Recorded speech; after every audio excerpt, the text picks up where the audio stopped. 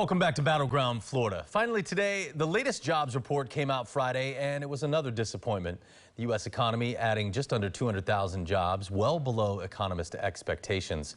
However, the unemployment rate dropped and is now nearly back to where it was pre-pandemic, but nearly 2 million people have left the workforce. Businesses are struggling to hire. Economists are confused, but I'll take a stab at it.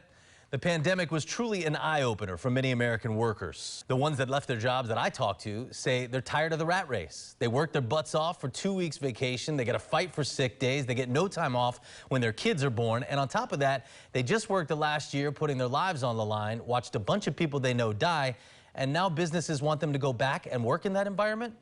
For the first time in my lifetime, workers are saying no. They're rethinking this whole work-life balance thing. Corporate profits are at an all-time high, yet wages have been mostly stagnant, and workers are getting less and less a share of that pie. Take a look at this graph from the St. Louis Federal Reserve and focus on that right-hand side.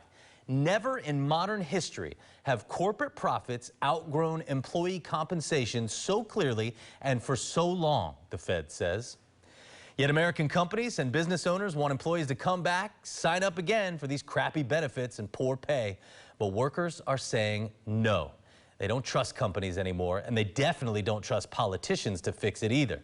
That's bipartisan, by the way. Remember, 61% of Florida voters said yes to raising Florida's minimum wage to $15 in the state constitution. That's how little voters trust lawmakers. They had to go around them to try and solve their economic problems. Long story short, the internet is creating more equality for workers. Americans are now figuring out they can follow their passion, start their own business, maybe get a gig economy job plus some other work, and make as much money as they did sitting in a cubicle making other people rich while they skimp by. But with lots more freedom and their dignity intact. Is it any wonder they're choosing that option? Hey, I can make the same amount working at Initech as I can driving an Uber and starting that consulting business I always thought I could do? Yeah, I'll pick that. Why not? Now's as good a time as any.